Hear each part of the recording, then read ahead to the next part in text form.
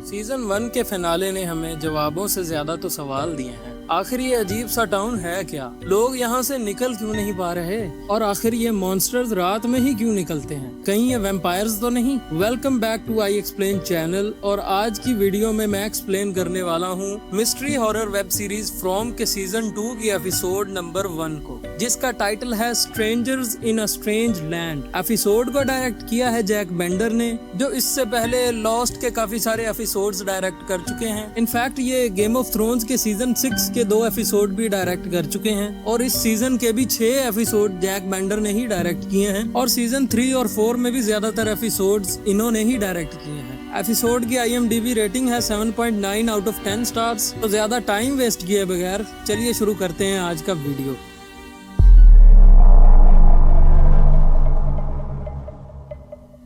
Episode शुरू होता है बॉयड से। शेरिफ बॉयड टाउन में घंटियां बजाते जा रहा था, तभी उसके हाथ कांपने लगते हैं और बारिश भी होने लगती है। लेकिन ये सब बॉयड का ख्वाब था। वो अभी तक उसी कुएं में फंसा हुआ है जहां वो पिछले सीजन के फिनाले में फंसा था। अब वो ऊपर देखता है तो उसे सुर्ख रोशनी नजर आती है, जैसे ऊपर किसी ने आग जलाई हुई हो। बॉयड पूरा जोर लगाकर ऊपर चढ़ने की कोशिश कर रहा था, पर उसके पांव फिसल जाते हैं और वो नीचे गिर जाता है। और उसकी चीख के साथ ही सीन एक बस में शिफ्ट हो जाता है, जहां एक लड़का जिसका नाम एल्जन है खिड़की से बाहर का नजारा देख अचानक बस रोकने का बोलने लगता है, और बस में मौजूद एक और आदमी उसे संभालने लगता है, क्योंकि एल्जन ने बस में पूरा पैनिक मचा दिया था और वो दूसरे आदमी पर उल्टी भी कर देता है। तो अब वो आदमी भी बस रोकने के लिए बोल रहा था, और बस रुकती है डाइनर के सामने। जी हाँ, ये वही बस है जो सीजन 1 के फिनाले में डाइनर के सामने आकर रुकी थी। और यहाँ आता है एपिसोड का इंट्रो के बाद हम कॉलोनी हाउस की हालत देखते हैं,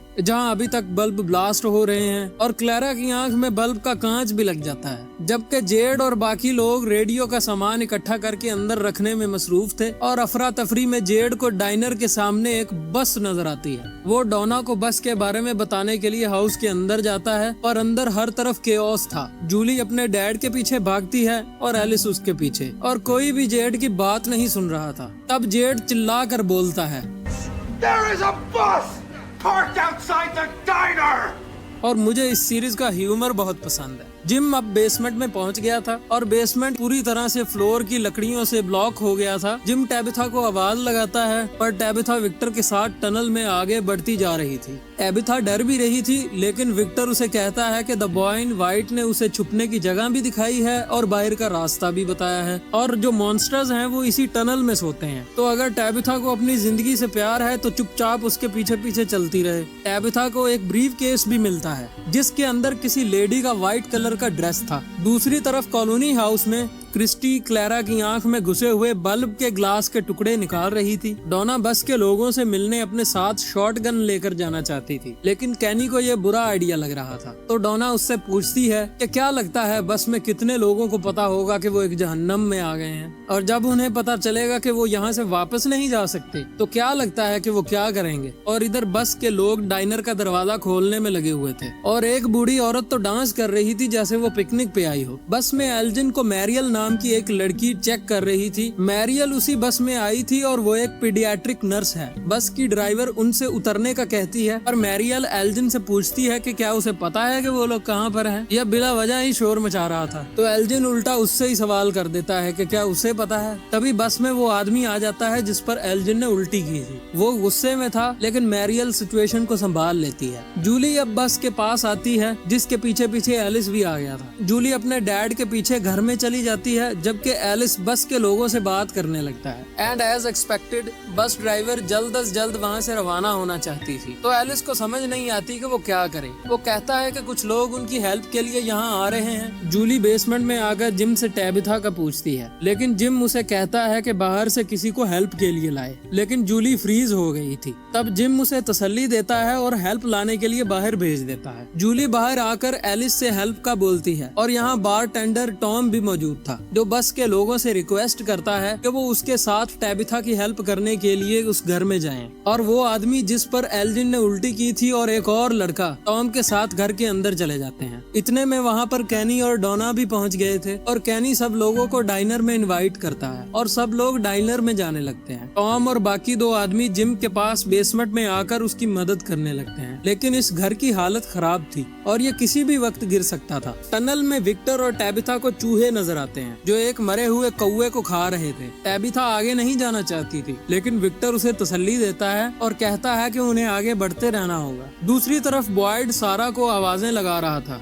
बॉयड अपनी हालत पर हंस रहा था और खुद से ही बातें कर रहा था। तभी उसे ऊपर से आवाज आती है। बॉयड उस आवाज का जवाब देता है तो आगे से आदमी बॉयड से पूछता है कि क्या वो असली है, तो बॉयड कहता है कि हाँ वो असली है और सेम सवाल उससे भी कर देता है। वो आदमी कहता है कि वो बॉयड की मदद करेगा अगर बॉयड उसकी मदद करे तो बॉयड कहता है कि जो वो बोलेगा वो करेगा, बस उसे इधर से बाहर निकाल ले। तब वो आदमी बॉयड से कहता है कि उसे क्लाइंब करना होगा और वो एक रस्सी भी कुएं में फेंकता है जिसकी मदद से बॉयड क्लाइंब करके कुएं से बाहर आ सकता है। कॉलोनी हाउस में क्लैरा जेड से पूछती है कि क्या उन लोगों ने रेडियो टावर बनाकर इस जगह को नाराज कर दिया है, लेकिन जेड कुछ जरूरी सामान बनाने में मसरूफ था तो इसलिए वो उसे कुछ सही से जवाब नहीं देता और क्लैरा वहाँ से चली जाती है। लेकिन जेड को दीवार पर खून से वही निशान बनते हुए दिखाई देता है जो उसने चैम्बर में देखा था। उसे सोफे पर एक पपेट भी दिखाई देता है, जैसा पपेट अक्सर स्टैंड अप कॉमेडी के शोज में कॉमेडियंस यूज करते हैं वैसा पपेट। वो पपेट अचानक से चिल्लाकर उसे डरा देता है।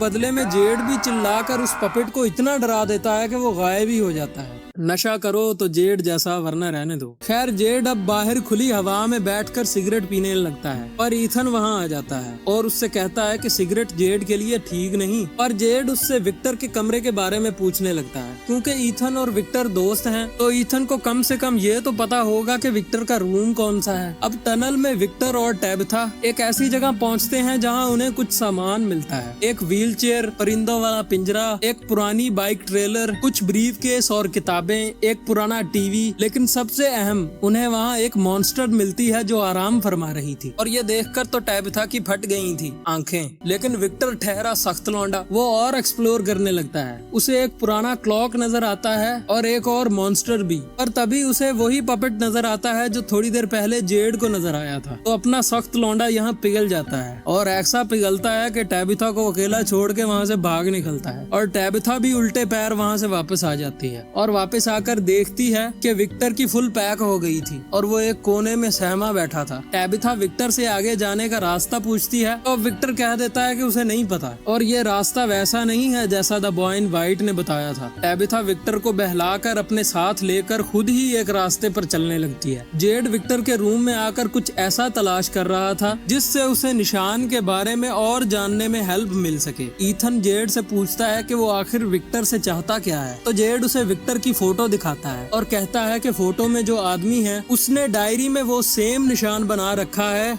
जो जेड को नजर आता है और विक्टर तब यहीं था जब वो आदमी भी यहीं था। तो जेड को लगता है कि विक्टर को इस निशान के बारे में कुछ तो पता होगा या उसे इस आदमी के बारे में तो पक्का कुछ पता होगा, लेकिन जेड को लगता है कि विक्टर शायद अभी तक मर चुका होगा। ईथन कहता है कि उसे यकीन है कि विक्टर जहाँ भी होगा मरा तो बिल्कुल नहीं होगा। और दूसरी तरफ डोना बस ड्राइवर जिसका नाम बागटा है उसे समझाने की कोशिश कर रही थी, लेकिन बस ड्राइवर को जल्द से जल्द वहाँ से रवाना होना था तो वो डोना की बात नहीं सुनती। अब एल्जिन की हालत काफी खराब थी, उसे बहुत ज्यादा पसीना आ रहा था और वो डाइनर के बाहर ही गिर जाता है और उसे दौरा पड़ जाता है। ये दौरा कुछ वैसा था जैसे सारा को डाइनर में पड़ा था और बेसमेंट में भी जिम की मुश्किलें बढ़ने लगती हैं क्योंकि घर ऑलमोस्ट गिरने वाला था। बारटेंडर जिम से बोलता है कि उन्हें घर गिरने से पहले वहाँ से निकल जाना चाहिए, लेकिन जिम नहीं मानता और देखते ही देखते पूरा घर गिर जाता है और वो चारों घर के मलबे के अंदर दब जाते हैं। लेकिन जिम और टॉम अभी होश में थे और पर वो तीसरा लड़का जो बस में से आया था वो बेहोश था,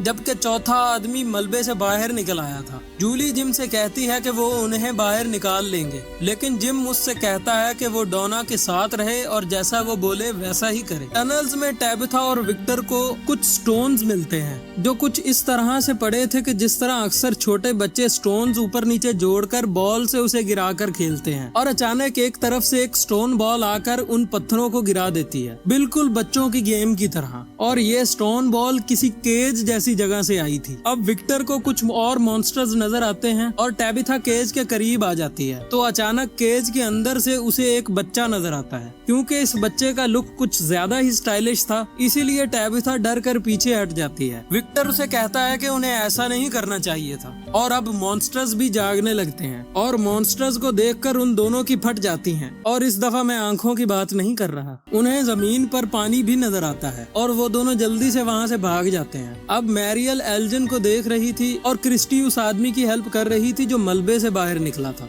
तभी अचानक उनकी नजरें चार होती हैं और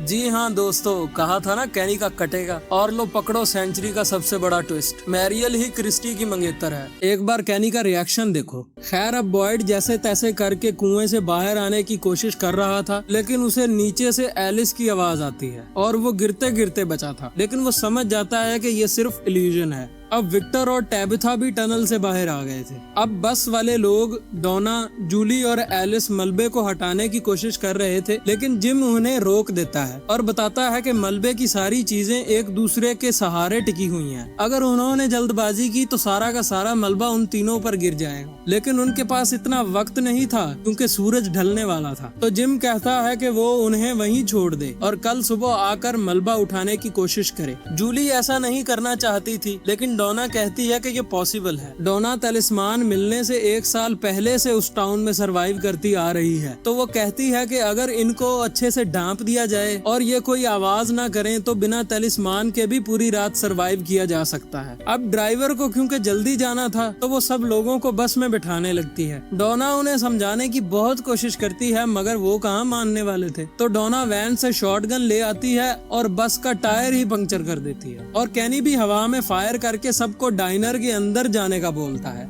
लेकिन वहाँ भगदड़ मच जाती है। कुछ लोग तो डाइनर के अंदर चले जाते हैं, लेकिन बहुत से लोग बस इधर उधर भाग रहे थे। अब जिम जूली को बताता है कि उसने टैबिथा को मलबे के नीचे बेसमेंट में देखा है और वो कोई चैम्बर जैसी जगह थी, तो अगर वो वहाँ है तो जरूर सेफ होगी। वो जूली को तसल्ली दे रहा था, पर जूली रोने लगती है और कैनी आ जाता है उसे लेने क्योंकि शाम होने वाली थी। दूसरी तरफ बॉयड भी कुएं से बाहर आ गया था और उसे एक अजीब सा आदमी नजर आता है जो जंजीरों से बंधा हुआ था और ऐसे लग रहा था कि वो काफी टाइम से इधर बंधा हुआ है। वो बॉयड से कहता है कि ये अच्छी बात है कि उसके पास गन है और वो चाहता है कि बॉयड उसे जान से मार दे। बॉयड सोच में पड़ जाता है और एपिसोड यहीं खत्म हो जाता है।